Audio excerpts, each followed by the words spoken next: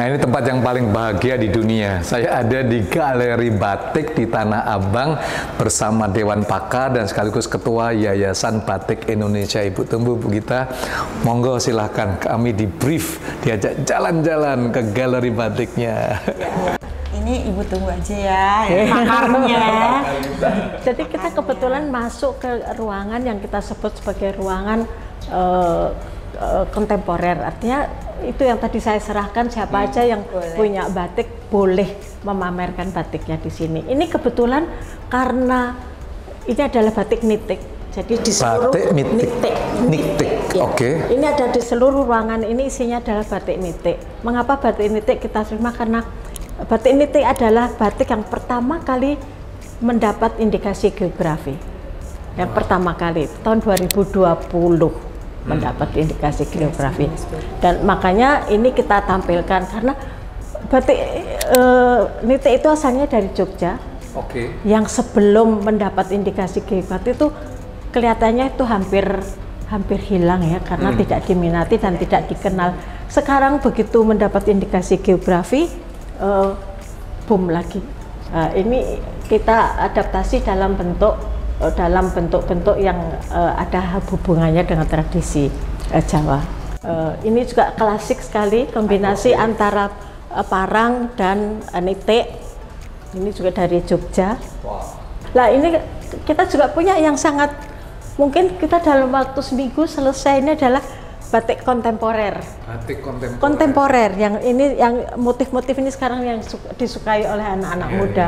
Kita sekarang masuk ke daerah Jawa Barat. Ini adalah ruangan Jawa Barat. Nah, ini apa-apa yang kita tampilkan di sini adalah batik-batik Jawa Barat. Ini yang dikenal seperti merak ngibing. Merak ngibing ini adalah ininya ekornya merak itu sih. Ya, dan ini merak ngibing itu sangat spesifik, dikenal sekali di daerah Jawa Barat. Ini dari Cirebon. Ini ada landscape ya, mega mendungnya. Ini lebih tepat untuk pajangan dinding ya. Ini untuk pajangan dinding ya. Kalau yang ini kan untuk pakaian, untuk apa bisa. Kalau yang seperti ini memang untuk pajangan dinding. Ya. Dan ini juga warna-warna seperti ini sekarang udah dibikin nih, sudah baru juga ya. Kalau dulu kan warnanya lebih seperti ini. Nah, sekarang sudah memakai, dan ini warna-warna ini ada orang-orang yang menyukai juga seperti ini. Jadi wow. Tapi intinya nggak semua pengrajin batik mampu membuat beginilah ya. Semua punya tingkat keahlian. Makanya ini orang kalau lihat ini udah tahu, oh ini bikinan Cirebon. Jadi ciri khas ini, jadi ciri khas Cirebon. Nanti dilihat lagi, oh ini warnanya makin naik aja gitu. Jadinya. Kita sekarang memasuki Jawa Timur. Ini adalah batik Jawa Timur. Ini adalah batik-batik Madura. Jadi kalau batik desainer yang menurut Bu Tumbu, Mbak Gita, siapa sih the best batik designers Indonesia? Pembatik maksudnya? Bukan pembatik ya, nggak tahu, desainersnya seperti kayak Iwan Tirta itu kan. Oh ya, itu pembatik ya, artinya bukan kalau kita bisa Mas Iwan Tirta pembatik bukan lah ya? Dia batik sendiri. Di semuanya? Iya, nggak semuanya, dia juga punya kru, tapi dia juga membatik dan dia mensupervisi atau ini tetap ya itu. Jadi itu salah satu desainer batik lah ya? Sekarang, itu ikon kita loh. Iwan Tirta adalah ikon batik Indonesia. Iwan Tirta dan dari Solo, Harjonegoro, Gotekswan dulu namanya, sekarang namanya ganti menjadi Harjonegoro. Itu adalah ikon batik kita ya. Ini juga dari Jambi. Ini udah tua sekali, tahun dari 1900. Ini memang museum item ya. 100 tahun. Betul, 100 tahun lebih, 120 lebih. 100 tahun. Ya.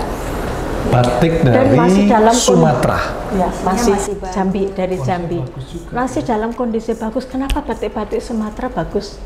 Masih kondisinya bagus karena mereka tidak dipakai sehari-hari, mereka hanya dipakai pada waktu ada ritual, ada upacara-upacara. Jadi nggak seperti di Jawa kan dipakai sehari-hari. Kok di Sumatera mereka hanya memakai untuk pada saat upacara. Luar biasa. So guys, mampir di Tanah Abang Galeri Batik, Anda akan bangga dan sekaligus terinspirasi untuk menjadi manusia batik Indonesia. Kita sekarang masuk ke ruang Jawa Tengah. Oh, oke. Seperti karena Jawa Tengah memang sentranya batik, jadi ruangannya paling besar di sini. Ini juga babon angrem. Ini meskipun seperti ini, tapi ini pengerjaannya sulit sekali karena jarang sekali ini tuh bisa. Ini bagus sekali. Ini bagus sekali. One of the best ini. Salah nggak saya penafsirannya? Betul. One of the best ya. Betul. I agree, betul. Ini one of the best. Desainnya cukup klasik, halus. Oke, ini termasuk yang kontemporer, yang sekarang disukai anak-anak muda. Ini kontemporer sekali, modern sekali. Warnanya modern, komposisinya modern.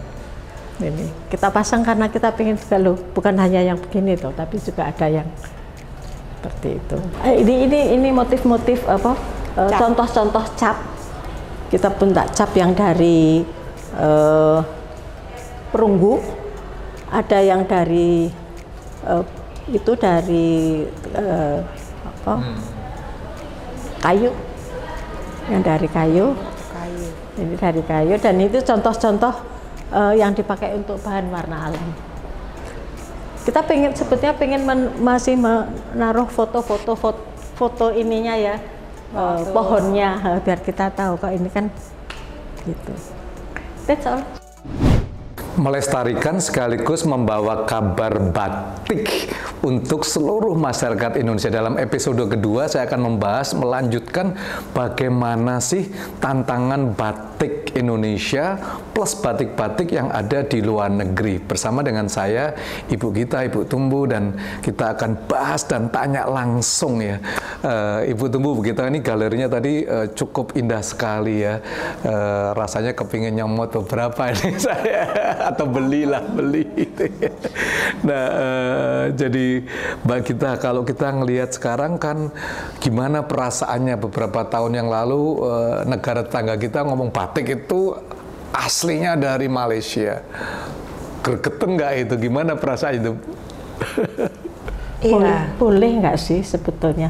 Sebetulnya tidak ada loh itu waktu itu. Tidak ada klaim dari Malaysia bahwa mereka mengklaim batik itu batik Malaysia. Tidak ada. Saya nggak tahu ada apa waktu itu kok sampai begitu, sampai kencang ya. Sampai begitu kuatnya itu apa namanya bahwa Malaysia mengambil batik. Sebetulnya nggak ada. Tapi blessing in disguise ya, karena itu rasanya kita ini seperti dicubit gitu, dan mulailah bangkit kita. Orang-orang pada gergeten, masa sih ini jadi mulai bangkit itu kira-kira tahun 98 97 ya, atau sebelum itu kan mulai bangkit lagi. Batik kita pernah stagnat, pernah berhenti itu di era tahun 70-an. Tiba-tiba misalnya di Tasikmalaya yang tadinya ada 120 pengrajin, tiba-tiba tinggal 3. Alasannya banyak. Jadi mohon izin Ibu, peranannya apa YBI, Yayasan Batik Indonesia, pada waktu Malaysia mengklaim itu? Kirim surat, fight for it? No, we don't fight, karena memang tidak ada itu. Itu rumors yang beredar yang tidak tahu asalnya dari mana. Oh, oke. Jadi Malaysia nggak pernah mengakui itu? Rumors, Malaysia tidak mengakui. Malaysia mempunyai batik sendiri. Beda, ya? Kita harus ngerti kata batik itu sebetulnya sudah sudah generik ya, karena dipakai di mana-mana. Malaysia punya, Brunei punya, Afrika saja punya. Jadi batik itu bukan hanya Indonesia punya, tapi di negara-negara yang lain juga punya. Dan waktu itu Malaysia memang mempunyai batik, tapi bukan batik Indonesia seperti kita, lain sekali batiknya, sangat lain. Jadi batik mereka kan gambar besar-besar bunga yang tidak dikerjakan dengan canting atau tapi dengan kuas gitu. Jadi sesuatu yang beda sama sekali. Tapi ya itu tadi, karena ada rumors itu maka kita rasanya seperti dicambuk, maka kita bangkit, dan itu adalah mulai dari kebangkitan batik kita kembali pada waktu itu. Namun nggak sekedar Malaysia aja ya Ibu, kita ngelihat batik China mulai masuk berdatangan. Gimana itu batik China versus batik lokal, harganya lebih terjangkau batik China. Tapi itu bukan batik. Masa ya? Bukan, Ya, Bu? itu motif aja, mungkin mirip batik, motifnya mirip. Ya, itu bukan batik. Gitu ya, so guys jangan salah beli nih, nggak ada batik China itu, nggak ada ya. Nah ini memang punya batik, tapi yang dikirim ke sini bukan batik. Yang dikirim yang bukan ya. Gitu ya. Ya. Jadi mungkin harus diterangkan dulu ya, apa sih sebetulnya batik. Yang kita sebut batik itu adalah proses pewarnaan pada sebidang kain dengan metode celup rintang. Artinya di celupnya ada perintangnya, memakai malam panas, menggunakan canting atau canting cap, ya kan? Jadi sebetulnya batik hanya ada 3 ya Bu ya, batik tulis, batik cap, dan kombinasi tulis dan cap. Di luar itu bukan. Jadi semua yang tidak dikerjakan dengan celup rintang tadi ya bukan batik. Yang dikerjakan dengan mesin, yang datang dari Cina kan bergulung, berbalbal, bergulung-gulung, semua dikerjakan dengan mesin. Bukan batik, itu adalah tekstil motif batik. Motifnya kan? Mirip batik kali ya. Tekstil motif batik. Iya, wow. So teman-teman jangan kena tipu nih ya. Jadi yang dikirim dari China itu cuman baju dengan motif batik, tapi bener bukan batik, tekstil. Motif batik, tekstil motif batik. Iya. Mbak Gita, kalau kita ngelihat persaingan dalam era globalisasi ini, jadi peranan YBI untuk membawa batik ke dunia global itu apa saja yang terjadi saat ini? Yang sudah dilakukan oleh teman-teman dalam yayasan sendiri? Kita bikin pameran di luar negeri. Kita sudah berapa kali kita bikin pameran di recently di Paris. Kita bikin justru di headquarternya UNESCO. Kita membuat pameran di situ. Kita juga sudah pameran di Turki. Kita pameran di Bulgaria, di Sofia. Kita pameran kemarin juga di Seattle ya. Jadi banyak pameran-pameran kita laksanakan juga secara individual.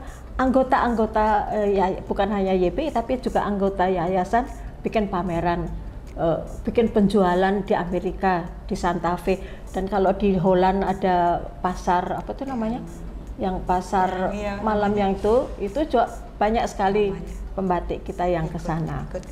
Itu. Iya. Saya penasaran nih, kenapa batik Indramayu yang terpilih?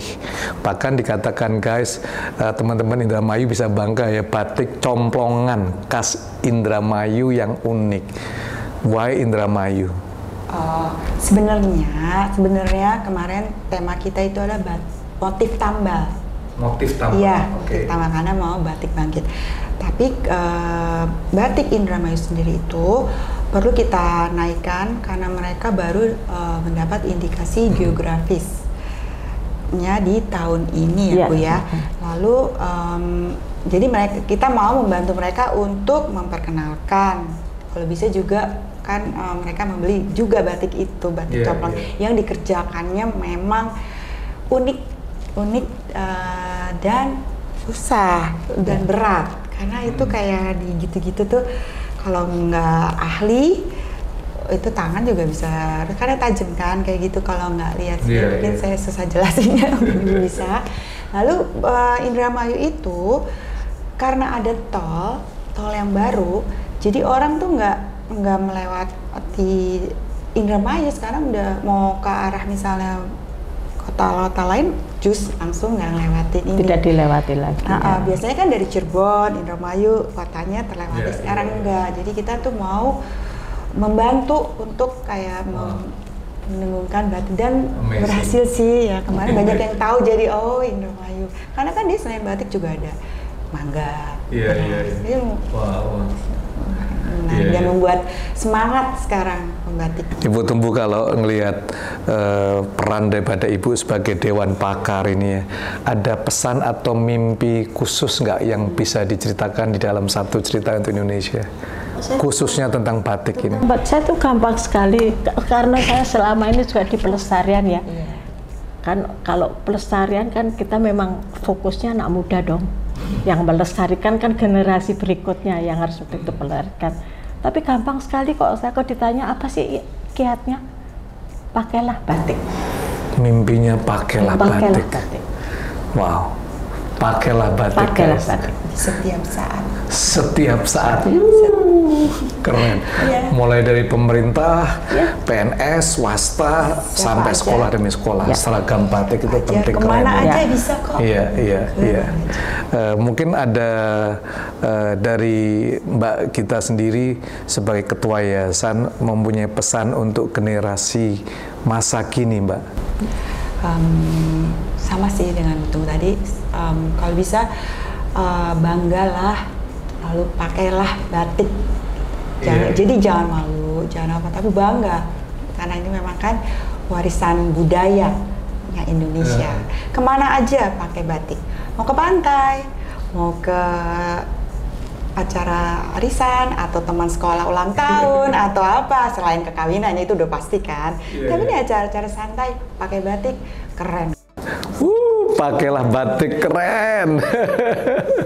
Ya, thank you untuk waktunya nih bagi kita Ibu Tumbu untuk semua penjelasan tentang batik ini. Teman-teman bisa langsung datang ke Galeri Batik di Tanah Abang ya. Dibuka Senin sampai Minggu. Senin sih off sih ya, dari Selasa sampai hari Minggu.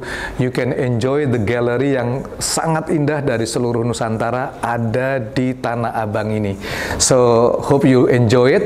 Terima kasih Anda telah nonton video ini. Jangan lupa untuk like, comment, share, dan juga nyalakan lonceng notifikasi untuk program yang akan datang dalam satu cerita untuk Indonesia.